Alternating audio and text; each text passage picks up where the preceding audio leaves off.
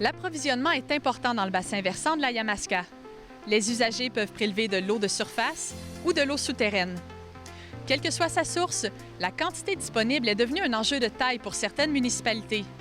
Certaines doivent ajuster, voire freiner leur développement économique pour respecter la capacité de support de la rivière et la disponibilité de l'eau.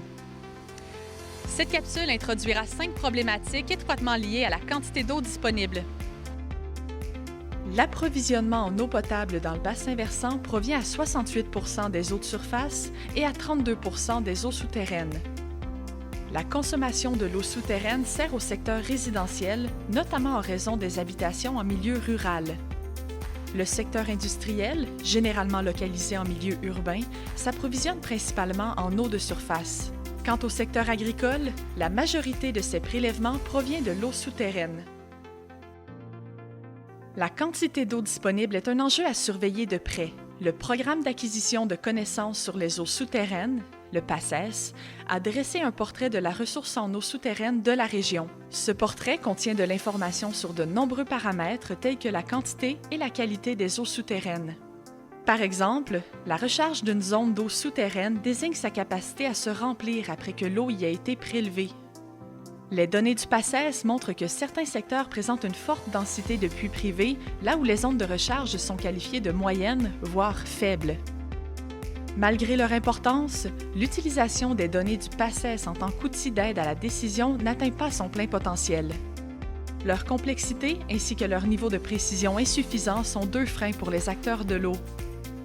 Les données fournies sont à l'échelle régionale alors que la gestion de l'eau souterraine nécessiterait des données à l'échelle locale. Les débits des cours d'eau qui composent le bassin versant de la Yamaska sont très variables, passant d'étiages sévères aux allures de ruisseaux à des crues majeures causant des inondations. 3 contextes entraînent une variabilité excessive des débits. La perte des milieux humides diminue les zones de rétention naturelle de l'eau. L'imperméabilisation des sols diminue la capacité d'infiltration de l'eau et le drainage évacue rapidement l'eau vers les rivières. Ces 3 facteurs augmentent rapidement le volume d'eau dans les cours d'eau lors d'une forte pluie ou de la fonte des neiges, aggravant ainsi l'intensité des crues. Une fois cette eau écoulée, le phénomène inverse est observé. Moins d'eau alimente les rivières, allongeant ainsi les périodes d'étiage. La rivière Yamaska se démarque par l'intensité de ses étiages estivaux. Ils sont particulièrement préoccupants dans les rivières Yamaska Nord et Yamaska Sud-Est.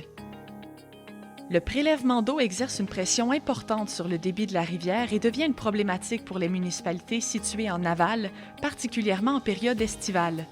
Plusieurs barrages ont été construits pour assurer un approvisionnement en eau de surface. Un certain débit est nécessaire pour l'approvisionnement en eau potable des municipalités et pour le maintien des écosystèmes aquatiques, ce qui implique de garder un débit minimal réservé à la sortie des barrages. Les scénarios face au changement climatique réalisés par le Centre d'expertise hydrique du Québec prévoient une aggravation des problématiques liées à la variabilité des débits dans le bassin versant de la Yamaska. Le débit des étiages sera de plus en plus faible et leur durée sera de plus en plus longue. En 2017, dans le bassin versant, la moyenne de consommation d'eau varie de 131 à 1596 litres par personne par jour.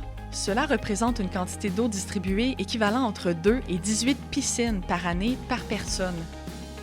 À titre comparatif au Québec, la moyenne calculée par la stratégie d'économie d'eau potable est de 530 litres par personne par jour. La présence de certaines industries explique la disparité de consommation estimée entre les municipalités.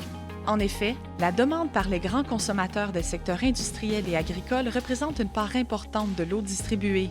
Les municipalités sont conscientes du risque de pénurie en eau potable. C'est pourquoi elles mettent en place des initiatives telles que l'installation de compteurs d'eau pour réduire la consommation et le colmatage des fuites pour éliminer les pertes inutiles dans les réseaux d'aqueducs. Des programmes de sensibilisation existent également pour encourager les entreprises du secteur industriel dans le bassin versant à réduire leur consommation d'eau. Cette 3e capsule a introduit 5 problématiques liées à l'enjeu de quantité d'eau, soit l'approvisionnement en eau de surface, l'approvisionnement en eau souterraine, les débits insuffisants, les étiages sévères et la surconsommation de l'eau. Il est important d'avoir de l'eau en quantité suffisante, mais il est également essentiel qu'elle soit d'une qualité permettant d'en bénéficier pleinement, que ce soit pour sa consommation ou pour des activités extérieures. 2 capsules seront nécessaires pour couvrir tous les facteurs liés à l'enjeu de qualité de l'eau. La capsule 4 introduira des outils de suivi ainsi que les enjeux liés aux eaux usées industrielles et résidentielles.